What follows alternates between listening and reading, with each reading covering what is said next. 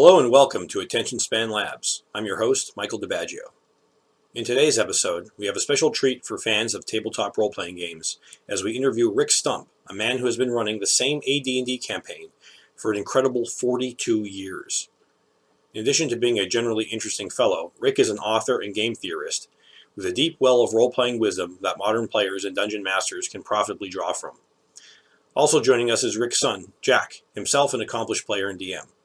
Jack tells about his experience introducing Gen Z to old-school role-playing principles, along with exciting first-hand accounts of the living, breathing world that emerges from his father's 4-decade fantasy sandbox. Without further ado, let's jump into the interview. All right. Today I have with me Rick and Jack Stump, a father and son team. And why don't we start off by, I'm going to ask you guys just to tell the audience a bit about yourself, how you got into RPGs, and also DMing, because I think my experience with those things is that those are not necessarily commensurate skills. How long you've been doing them, what creative projects you're working on, and absolutely anything else about yourself that you want to tell the audience. Well, sure. I assume I'll start. So, I started playing in 1977. It was March. My dad took me over to Ball State University where there's a student thing going on, some student club. And I got to look through a telescope and see the moon. And I saw my very first game of Starfleet Battles. And then in another room, the son of my father's best friend, who was dating the girl that was babysitting me at the time, were playing this new game. And she insisted they let me play. And I did. And that was Little Brown Book, Dungeons and Dragons. That was old school, the OD&D. And I had a wonderful time. The game master, the DM, obviously did not want me there because there was a bunch of college kids and I was 9. So he let me go first with my very first character. And 30 feet into the first dungeon, I fell into a 10-foot pit trip, with a 10-foot deep pit, and died. And I said, well, now what do I do? And then the other players, you make a new guy. You roll up a new guy. And I was hooked right then. Oh, you just make a new, okay. So I rolled up a new guy, a paladin, by the way. Rolled 3d6 in order, and the old school rules, and I still have that character. So that's when I started playing in 77. I got a couple books for my here and there from my parents when they could find them. It was already getting a little hard to find the books then. We lived in kind of semi-rural Indiana at the time, out away from Muncie, which is not a big city. And then I got the basic book when it came out. I got the Monster when it came out. And I was already running little games for my best friends and for my kid sister and this, that, and the other. So I've been running games simply because I couldn't find one consistent where somebody else was running it when I was 10, 11 years old. And then in 79, my parents I'd asked the company, Reader's World was a bookstore nearby. And they called up and said, hey, the Dungeon Master's Guide came in. I finally had all 3 books in August of 79. Got it for my birthday, technically. So basically 2 weeks after my 12th birthday, I started my first campaign, where actually there was some consistency between games. I tell people it's a rather ambitious scholar campaign now. I started with a sheet of notebook paper where I had a line for the coast, a little circle for the port city, a dot for the Wizard's Tower, and then an X where the pirates were. But that's how it started. Since then, I've been running that very same campaign, which has now grown to be a bit bigger, continually since then. A little time off here when I was in the war, a little time off there when I was really sick, those sorts of things. But it's still going. 42, going on 43 years later. Amazing. I still have it going. I've gone through 80 players, perhaps, that have played more than 2 sessions in Seaward. Wow. The campaign is internally old enough that some of the characters that didn't die have died of old age. They died in their bed, and it's just been a wonderful experience, this wonderful journey of playing this game and being able to share it with friends and family for over 4 decades. I've done a lot of other things. A role playing game. Games I've done. I did a list once of every game I could remember, and I think it was 47 systems that I'd both played and game mastered at least once. A lot more that I've just played once or twice to see what they're like. I've had ongoing campaigns of Champions, Traveler, Star Wars V6. So I've played second edition, third edition, fourth edition once only, a couple times with fifth edition. I'm a huge Rollmaster nerd. I've got a tremendous library of Rollmaster stuff. Um, let's see. I'm sure Jack will fill in some of the blanks. I've done only war. I've done hundreds of systems, but if it comes to a game where I'm running long-term campaigns, right now I currently have Seaward, which is an AD&D first edition campaign that's 42 years old, going to 43. Blackstone, which is a second edition campaign. Jack, correct me if I'm wrong, but it's 14 years old this year. Sounds right. Yeah, and then I've got the Atlantaverse, which is a Champions campaign that's old enough I had to switch from 5th edition Champions to 6th edition Champions. And that is going to be 9 years old this year. Those are the big ones I've got ongoing. I've written some supplements. I've written some books of spells. Most of what I do is either free or pay what you want. I've got one or two books that are bigger. The two big ones are probably Far Realms, which is about 1/3 of my house rules turned into a supplement, so you can add it to first edition or Osric. And right now, I've got three big projects in the hopper. I've got the Atlantaverse, which is literally almost done, and that is a licensed supplement for Hero Systems about the Atlantaverse, my going on 9-year-old Champions campaign. And I have Mass Combat Rules. That's a tabletop combat rules for first edition, second edition, Osric. Anything that's compatible with the OSR, first edition, second edition, you can use these rules for army on army combat. That's almost done. It's in the edit.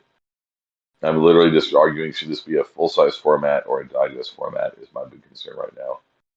And last but not least, I actually have a book on the history of adventure literature and its impact upon my 42-year-old campaign. This with Pylon Press. We're probably 69 months out of being published on that one. Those are my three big ones right now. Yeah, and that's the elevator pitch for me. Jack? I will place links to all of your. I'll place links to your blog and also your books that are available Sure. below. Jack, go ahead. Thank you. I was about to say, so for me, you can imagine this makes it pretty interesting to have been just 6 and 7 and 8 years old and be taught Dungeons and Dragons by someone who played it when it was new, and had been playing it for several decades at that point. So the bulk of the gaming I've done has been inside the family, playing either in the Blackstone campaign, which was made for us, or the Atlantaverse, which was made for us and friends. And then pretty quickly, it's been more than a decade now, hasn't it? Moving on to Seaward, getting the interesting experience of having 30 plus years of campaign history built in when I get there when I'm like 13 and 14 years old. So another side effect of this is I'm here in the bleeding edge of Gen Z, but I was trained in old school gaming from the start. I've been doing old school gaming since before it was a concept, since before there was an old school renaissance, since back when you couldn't get the first edition rules legally, and we had to improvise by taking Hackmaster and stripping out the humor. And then, even though the bulk of that experience has been inside the family, playing with Dad here and with other people that have that experience, I did once get a wild hair and round up a bunch of my friends and people from church and teach them the game. I had 3 people that had some experience in Pathfinder First Edition as their only game. One of them had been part of a long-running campaign. The others just had a few adventures under their belt. And for everyone else, it was their first time playing a role-playing game. A good 4 or 5 people, I can't remember exactly. One of the things I'm most proud of in life is that of those 4-ish people where the very first experience with the role-playing game was me, of all the people around my age, was me teaching them old school gaming. Two of them still continue to play as a major hobby to this very day, even after the campaign broke up because of school and work requirements. And one of them actually met her husband at the gaming table. So I was actually able to use old school gaming to make a positive impact on someone's life. I'm very proud of that. Unlike Dad here, I've got no supplements or projects in the works, even if I secretly contribute to a lot of what he does.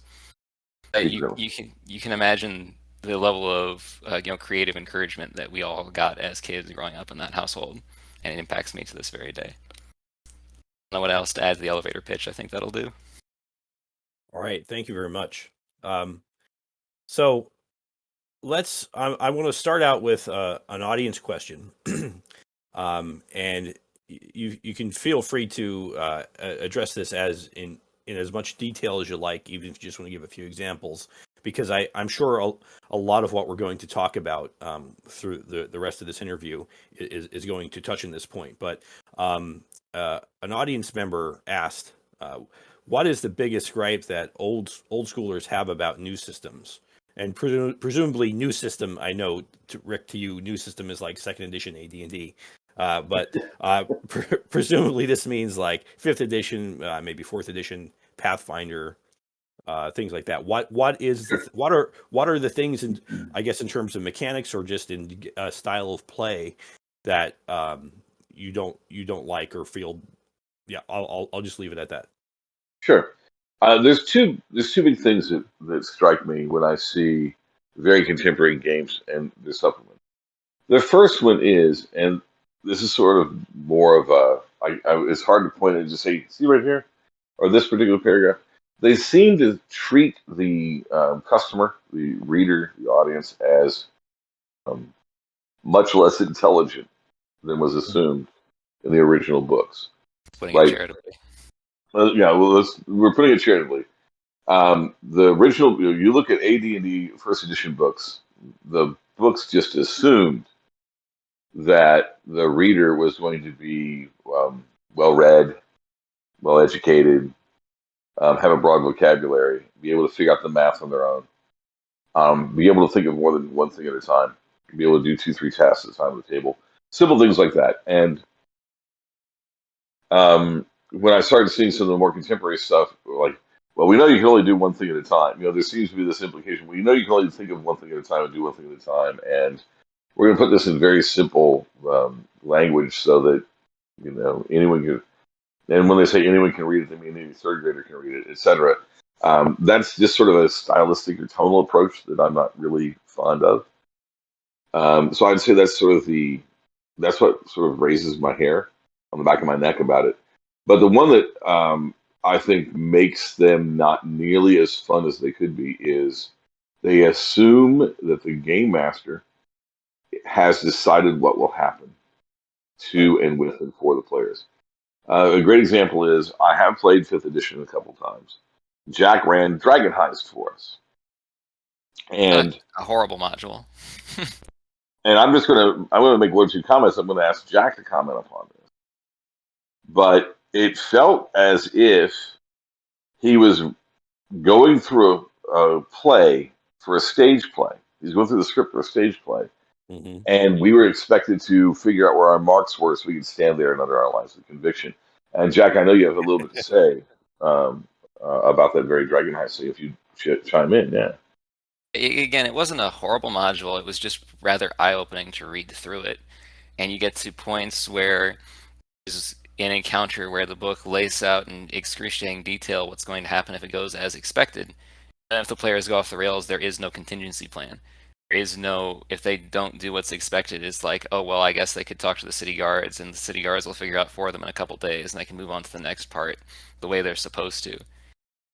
Between that and a lot of stuff where it's not actually explained in the book, and you have to know about it from setting specific work elsewhere in other books, and just the general, an expectation that the party will be interested in certain things, like acquiring a deed to a building inside the city, with, again, no plan whatsoever for what happens if they don't, was an eye-opening experience compared to old school gaming.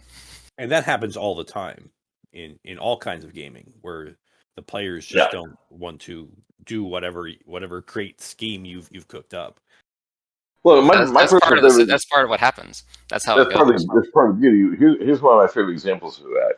I was making Blackstone, the kids were old enough to play. I think my youngest, well, then youngest, I've had a child since we started Blackstone, was 5 or 6, very precocious.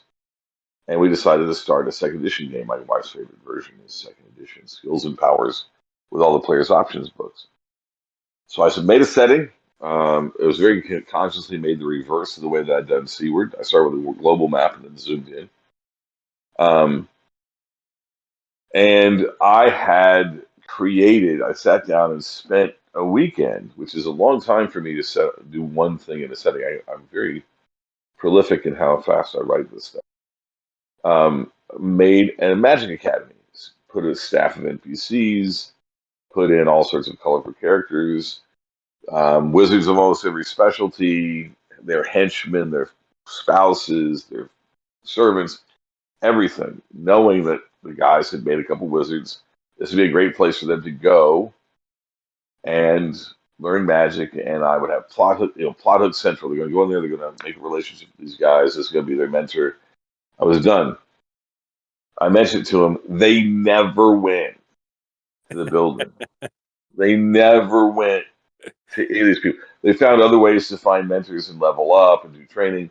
The closest I got was I'd put a bar across the street with a bartender in it named Boz. And Boz was maybe the most critical NPC in the campaign for 8 years. Literally, he's the most iconic NPC in the entire setting to us.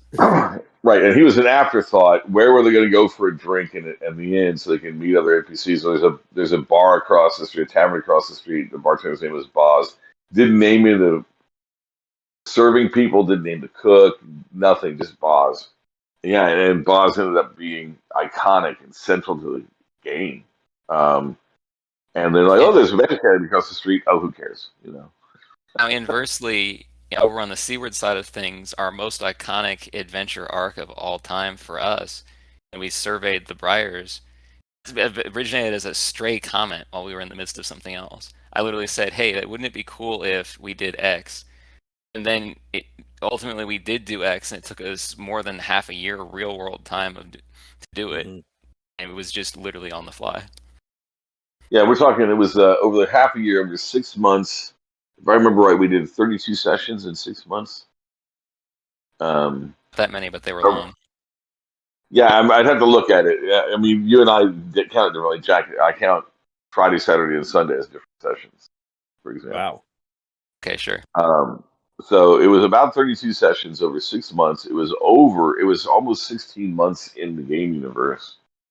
And they mapped the entire Briars, which is a major navigation obstacle.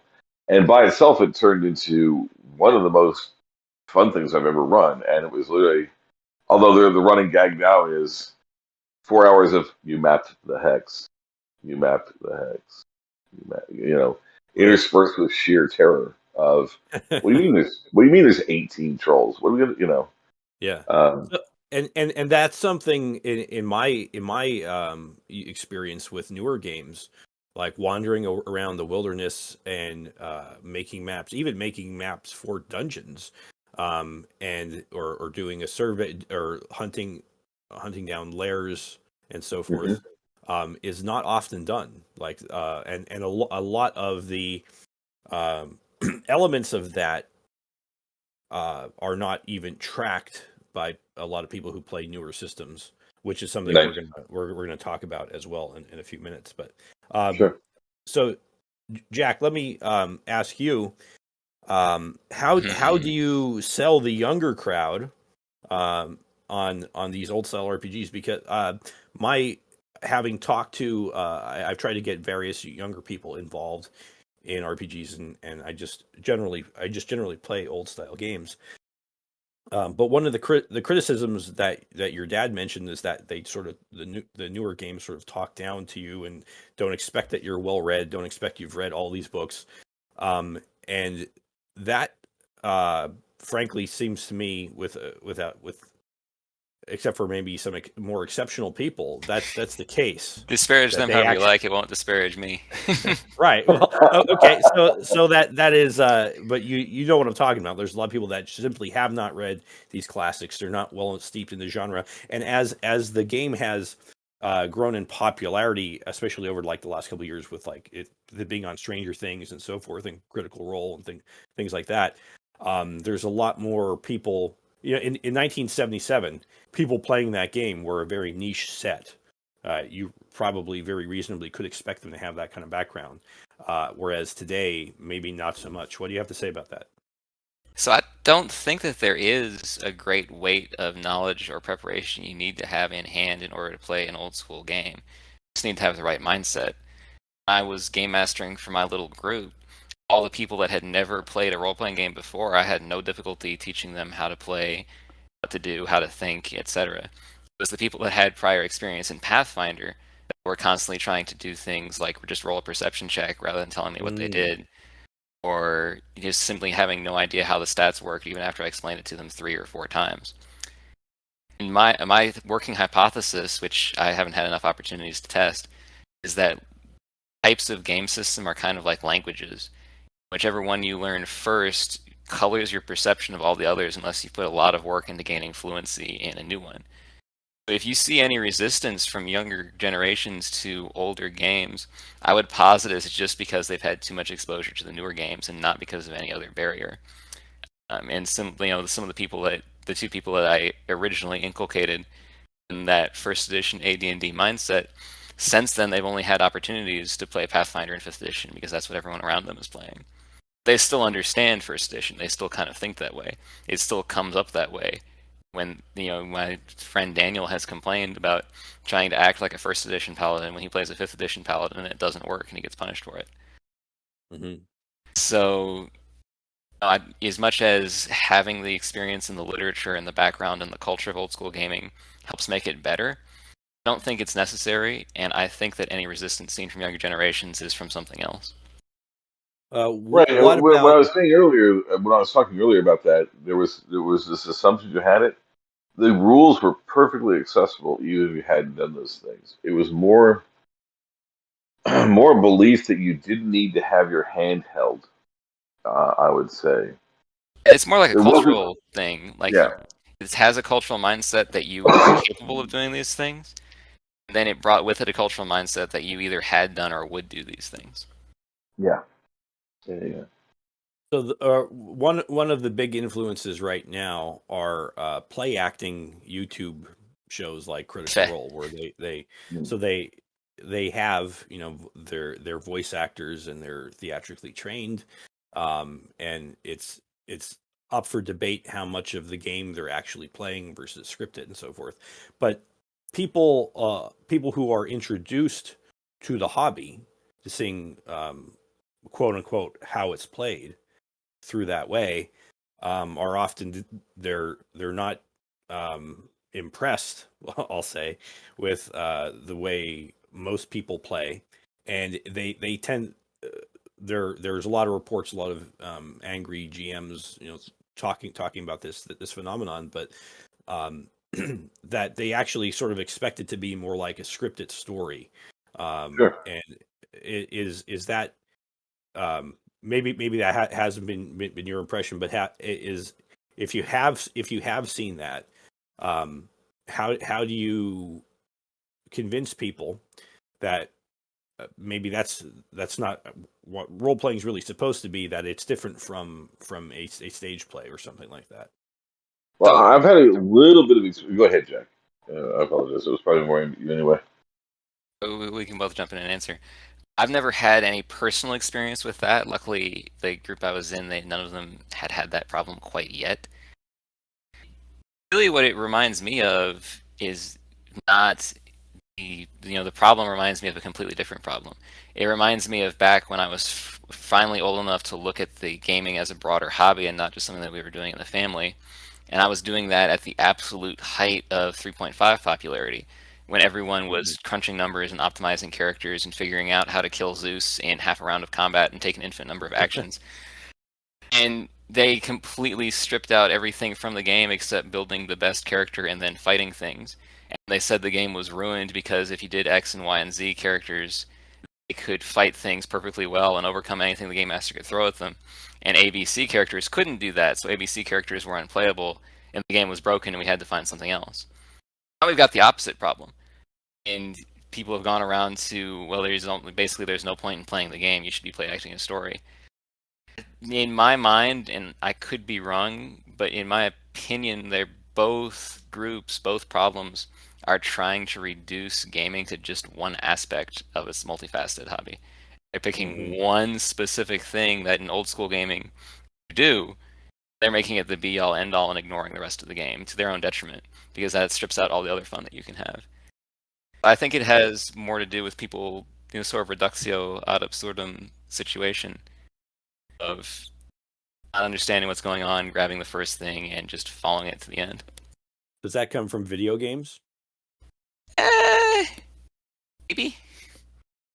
I don't know. I think that we play a lot of video games in this house, and so I would doubt it only as much as it could also come from TV if you did that instead.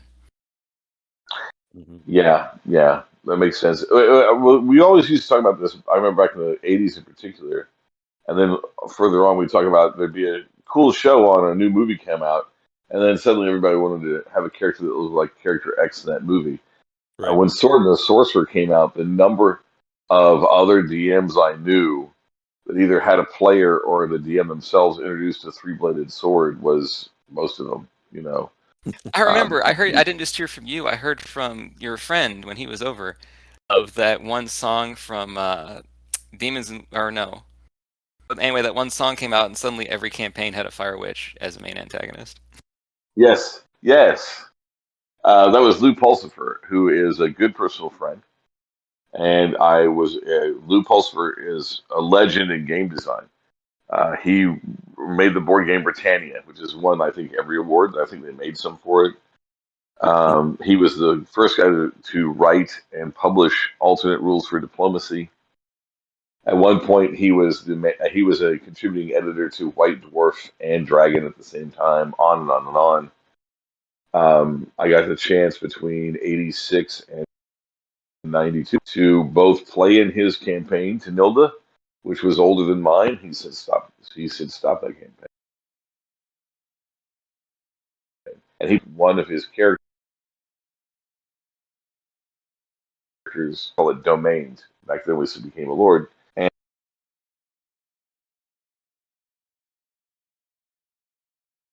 And one he made. It's the domain he made. But he said, you have, yes. The dead body of one of those characters has been looted by the party. But yes, and he was saying, everybody had a Fire Witch. Why does everyone have a Fire Witch? Because King Crimson has the song of the Hall of Crimson. So everyone had a Fire Witch. And and we'd see that, when I remember a long time ago, somebody was saying, it was a long time ago now, when Jango Fett first appeared in the movies, suddenly everybody doing anything science fiction had a player like, I need armor with blades, and it's got a flamethrower, and, there's always this feedback. I have had a couple of chances over the last 2 or 3 years to get some people that have learned from the internet. I myself have never watched Critical Role or any of those shows. I probably should just to see what they're about, but I've never done it. And they were saying, well, what is going to be my voice? And I said, listen, think of this more like, what's my line? Old school is like, what's my line? It's pure improv, right? There's no script, there's no marks. You can make a character of your own, sure, but that's something you do through your own activities. But you're going to improv, and you're not following a script. You don't necessarily have to have a voice. Just come play. And they catch on really quick when you put it. And I find that very telling. That these people that have watched these shows where, and there's shows, right, where like Critical Role, we explain it to them in terms of a different show, like, what's my line? They're like, oh, okay, all right. So that's very interesting. So, Rick, you mentioned an interesting phrase in your writings on Sure. good role playing called psychotronic gaming. Now, when I hear the only um, context I have for psychotronic was that it was the Soviet term for parapsychology. Right. So, can you explain to the lay audience, including myself, what exactly you mean by that, and how to achieve it in the game, and why you'd want to? Sure. I'll back up a little bit. I love the word psychotronic. I knew it was involved with Soviet paranormal research from back in the 70s. And then ages ago, of course, there's this very, very niche cult film called The Psychotronic Man that came out. And it led to the term psychotronic being used amongst movie buffs to mean a film that did not fall within normal genre rules, right? I'm a big movie buff. One of the first things I did on the internet was go to movie review sites and write movie reviews. I love fringe movies and Z movies about as much as I like role playing games, as my son will attest. So I started using psychotronic internally to just discuss and explain my ideas about how role playing games work. And I slowly but surely over the course of time wrote down what I think I mean by it. And I've had several people, I wouldn't have to go out and get Psychotronic Gaming or Psychotronic Gaming Universe trademark or something, but it basically boils down to I use it as a shorthand for the two principles I think lead to a better tabletop role playing game. And I don't mean old school D&D. I mean any tabletop role playing game, whether it's Bunnies and Burrows,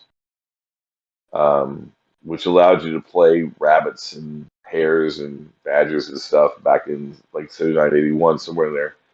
Or you're playing Rollmaster or you're whatever game you're playing, I think the rules make it better. It's not, I wouldn't say it's the right way to play. There is no right way to play except what's going on at your table. But I think if you think about them and follow them, you're going to have a campaign that's more engaging and lasts longer. I mean, most of these are simply behind how my campaign's going on.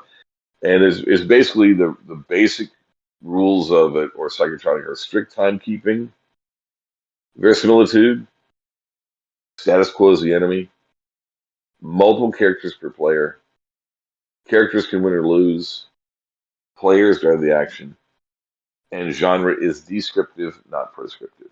And that's, shorthand for those rules. Those, what is it, 7? 7 rules. And that's it. And I've noticed that if you follow those general rules and they're not like, well, what's this mean? Then you're going to have your campaign last longer. People are going to come back more. That's what I mean. So when you mention things like strict timekeeping, Yeah, and that to me encompasses not strictly just timekeeping, but all the things that time implies, such as you're running out of equipment, you're running out of food. Oh yeah, the same thing. Yeah. Right. So, but a lot of people really don't like keeping track of that. They don't like keeping track of encumbrance. They don't like keeping track of how much things cost. And Absolutely. But yet in many role playing games, I would say most, your characters exist in a hostile environment where things like, do I have enough food? Do I have enough? I mean, it could be, a desert planet, like in Star Wars or something. It could be, Right. It could be underwater. It could be a cyberpunk thing where, you need a certain kind of an upgrade, or your cyberware is going to break down. You need money just to eat and so forth. Recharge your battery. Yeah, absolutely.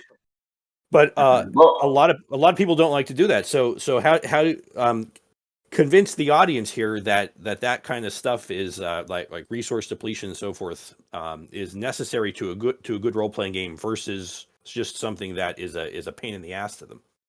Well, I'll give it to you 2 ways.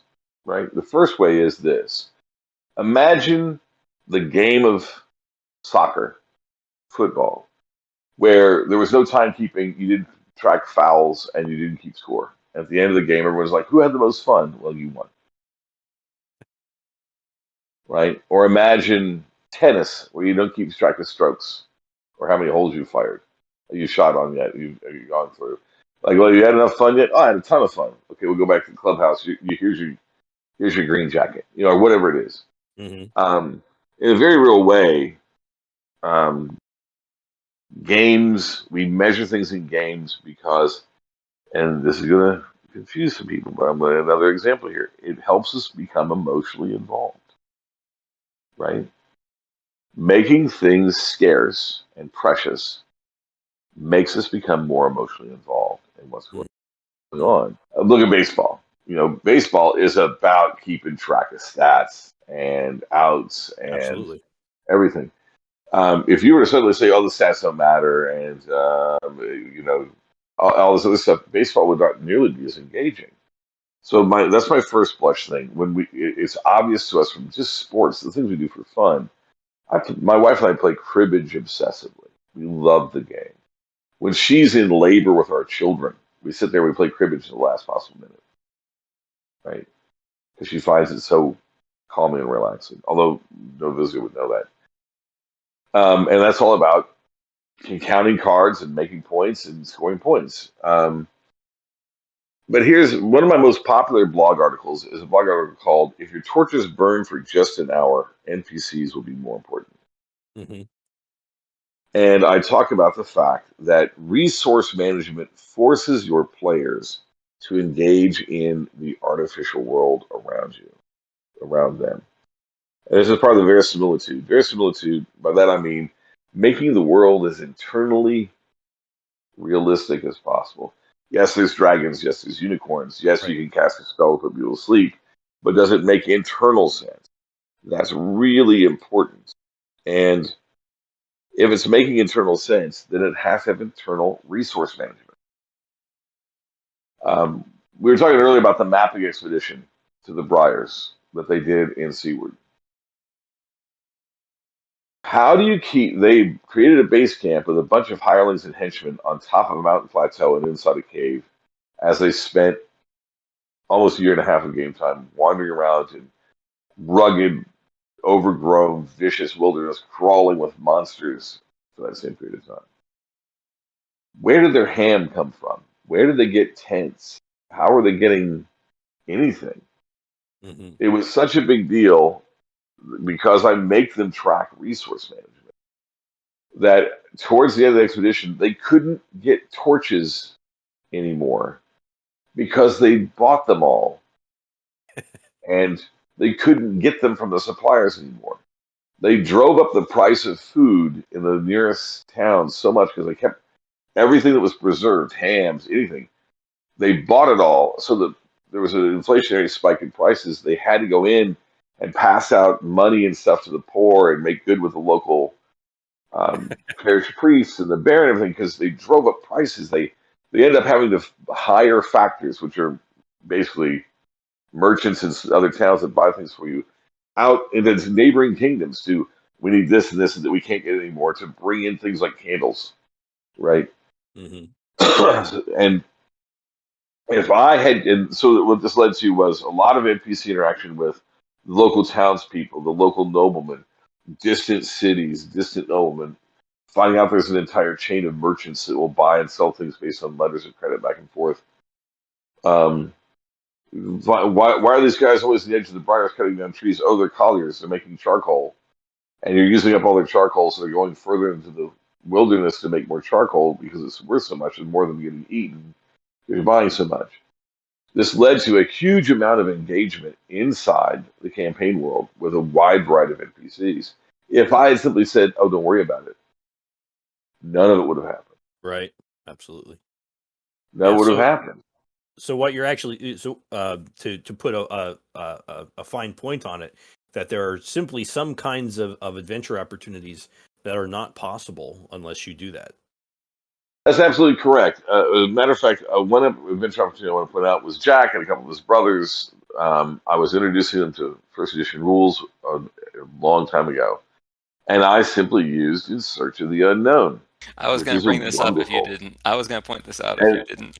so Jack, go right ahead and tell the story. Well, I'm just going to do the short version. Is we lost track of the dungeon entrance. Went too deep. We took a wrong turn. We couldn't get that back out. We only had food for 3 days, and one of our best combatants flubbed a roll and caught a disease. So some of the most engaged with the adventure we've ever been is we're first level. We're out of food. Our best fighter is out of action because the rash has made his leg go limp. How do we get out and survive? Not because of any monster, not because of any villain, but because of the world, effectively. Wow. Yeah. We did. We made it out, and it was a ton of fun. It's a ton of fun, and over a decade later, they're still talking about, man, that's some of the most scared I've ever been in a dungeon. Can we find a pool of water so we don't die of thirst before we can find the door? We killed this giant spider. Can we eat it? Think about this. Think about some of the books you've read, The Call of the Wild, To Light a Fire. The environment is the monster, and if you get rid of things like encumbrance and weather and food and how long your torches burn, that goes away. You're losing this great chance to interact and have stress in there. And think about this another way. If you are going for something akin to a stage play or motion picture, that countdown of the bomb ticking, it doesn't have to be a bomb ticking countdown to make everybody scared. It could be, we've got one flask of water left, or this is our last candle, and then we're in the dark in the wilderness, or underground. Right. And again, you are emotionally engaged in this artificial world because you're keeping track of resources. All right, moving on to because we may not have as much time as you said in the email when we discussed this. We could probably talk about this for 5 days. Probably. So tell me a bit about your Atlantaverse setting, because as you know, I love superheroes, so I want to hear as much as I can. Yeah.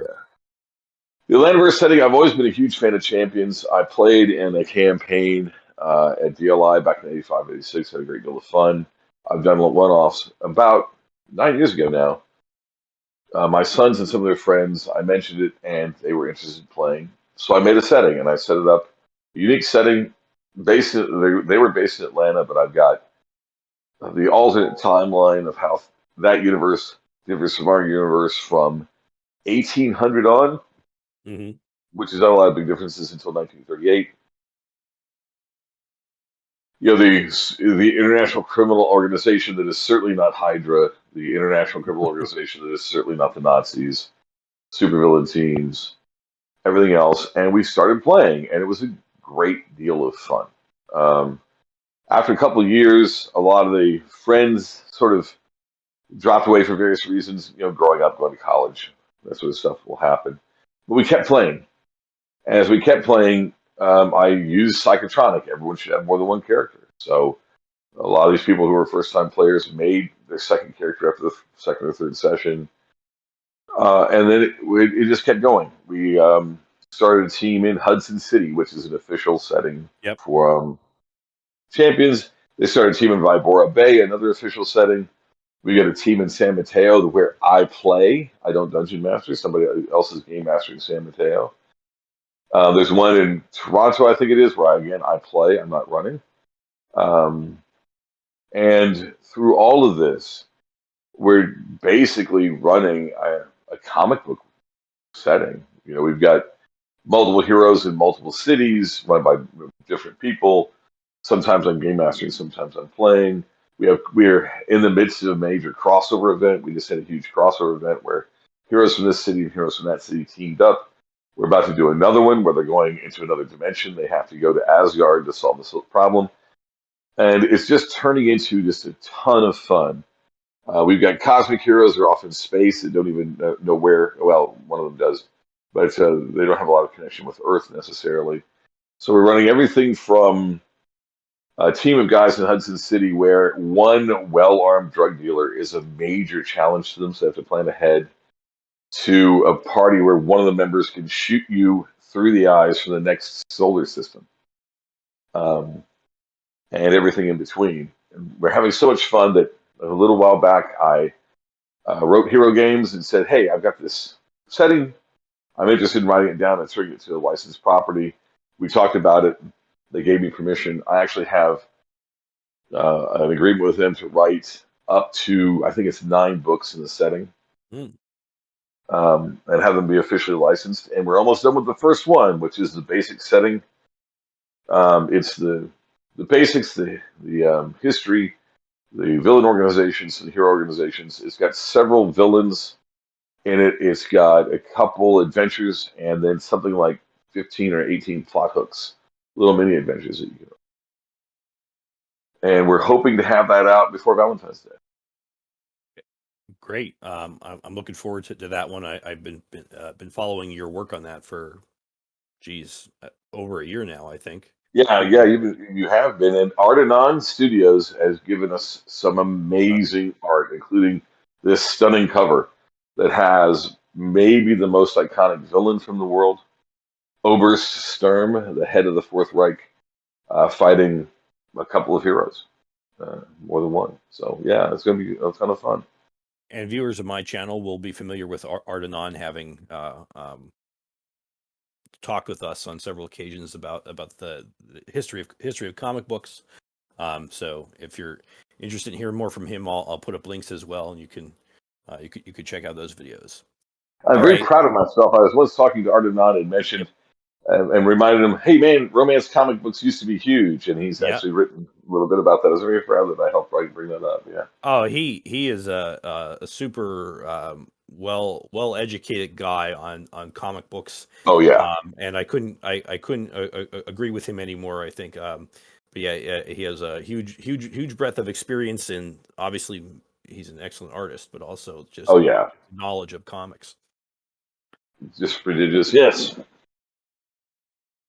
Okay, so if we only have a few more minutes yet, but let me ask you some more shorter questions for both Rick and Jack. What is your favorite non-D&D RPG? For me, that's Rolemaster. Rolemaster, okay. He's actually the black sheep of his own family with that opinion. I'd be torn with either champions or pointing out that Traveler can never be replaced. Oh, that's, the thing is if you put a gun to my head and said you have to play either champions or Rolemaster, the other one you have to get rid of forever, I might ditch Rolemaster because we have so much fun playing champions. And that, Traveler is its own thing that will stand forever. Absolutely. What is your favorite D&D class to Paladin. play as? Paladin. I like playing the Thief because it gives me the most autonomy and initiative to do whatever the heck I want. And you're very good at it, too. Not used to do nonsense and pick the king's pocket, you understand, but used to go in the dungeon and pit the monsters against each other, make the main villain ruin his own plan, etc. Do you prefer race as class or race and class? Race and class. Strongly prefer race and class. I have very little stomach for race as class. Why? Just don't like it. It's not how I was taught the game. Okay. Fair enough. That language you learn thing, yeah.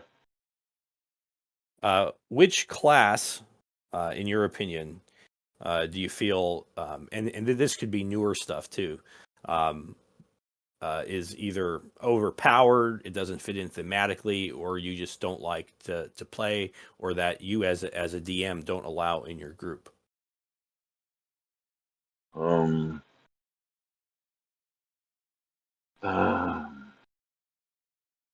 He may not be able to answer that. I really don't have an answer for that. I think that I can't. For me, it's important to point out that the assassin and the druid, it's pretty clear they were originally intended for NPCs. So while they're playable, you have to be prepared to make them PCs. Like you have to understand what's going on with the alignment restrictions, especially. They're certainly playable. It's just a factor to keep in mind. Do you allow evil alignments in your games? Only under very specific circumstances, and everyone in the party knows about them before. When you say everyone in the party, do you mean the players at the table, or do you mean the characters? The players at the table. So they'll know that someone's evil, or let me put it this way. Here's an example. I've actually modified a few things. My house rules for first edition are so dense. I didn't mention it because it's nowhere near done. I'm making my own clone of first edition. Mm-hmm. What do they call them? Heartbreaker projects, where I'm putting my house rules together, so that you can have neutral assassins and druids are all good. If I'm going to be in a position where I'm allowing people to play evil characters, Everyone will have been told before anyone rolls a character. By the way, you can play an evil character if you Okay. want. An evil character in a normal campaign doesn't work. Conversely, Yeah. playing a villain campaign can be awesome. Either playing super villains for a few sessions in Champions can be a laugh riot, or just playing the bad guys in a fantasy setting can be oddly interesting. Oh, the Yes. twirling the mustache while you cackle madly. That's a nice break from, being the good guy every now and then. Yeah. Yeah, my question was more in the context of having a group that is mostly good or lawful, and then you have that one guy that wants to play evil. If you have one guy who wants to play an evil when you get right down to brass tacks, with a few exceptions, and I give those, if you've got an evil guy in the party, it's not going to work. And that exception might be an assassin, where it's part of a deep cover. Mm-hmm. Where, I'm an adventurer just like these guys. And he doesn't do anything, he doesn't want to ruin his cover with the party. And so he can go off and be an assassin, sort of off the books and away from the table. I've seen that work. But that's what I'm saying. Okay. Actually, I have another audience question here from Judd. Sure.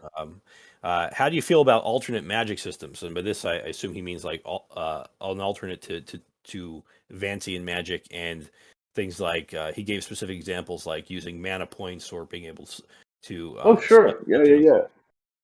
Absolutely.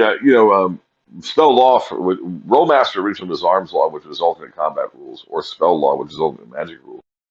I've experimented with the magic rules in D&D a fair amount myself, including something I call the magic missile mechanic, where all spells have sort of a ranking system. I've tried mana points in the past. I've used spell law with AD&D First Edition before. Tried out. Now, I think that AD&D First Edition works best, rules as written, when it comes to magic. Mm-hmm. Especially when you realize, and this could be another entirely different podcast, that inside AD&D First Edition campaigns, Vancian magic is a tiny, tiny amount of all the magic in the world. If you read the Dungeon Master's Guide, the Monster Manual, etc., you realize in an official D&D setting, guys who use Vancian magic are by far overwhelmed by people and creatures that don't, which is hilarious. That's an interesting point. But it works best. The rules are designed for Vancian magic. It turns it into, and it works best with it. But I've experimented with it, and it's fine. I had a lot of friends back in the 80s who used completely different magic systems and swore by them, so I know it could work. Yeah. I've got no strong feelings either way myself. Would play anything. All right, fair enough. All right. Do you guys war game? I think you do. I think I saw you into. Okay. What war games do you play? What armies do you have? We do 40K, Warhammer 40K, and I'm an Imperial suit guy, really. Guards, mech, guards, Adeptus Mechanicus, and to the chagrin of my children, knights, and then Jack. Yeah, we war game a little bit. I like playing Chaos Space Marines some, just for the naked aggression of the army. But for me, it's really secondary to role-playing games. I don't war game very much comparatively. Let me go this way. I bought the entire Black Powder rule sets, all of them, and they're like, yawn, whatever. Let's go play some more D&D. Okay. Oh, really? Yeah. So, an adjunct to that question: do you use miniatures, or do you like to use miniatures in your role-playing? No. No. I've almost never used miniatures, and I don't like them. Now, having said that, Lou Pulsifer uses a map board and counters when he DMs. It's excellent. It's the way he's always run it. It's great fun. I'm not saying it's bad or wrong. I just don't do it. Okay. All right. Last question, and I know how you're going to answer this, but is it ever okay to fudge a die roll? No. You said fudge. No. How about railroad the group? No. Doesn't make any sense. All right, counter to that, and I mean I 99% agree with you. But what if your PCs and by the way, friends who are listening at home, I'm not necessarily talking about anyone that is in my current game group. What if the players are so stupid and they get frustrated and they just can't figure out what to do and they're on the verge of giving up? Do you give them an out? Well, it depends what they're doing. Well, we got it. Here's an example, and this is similar enough, I think, Jack.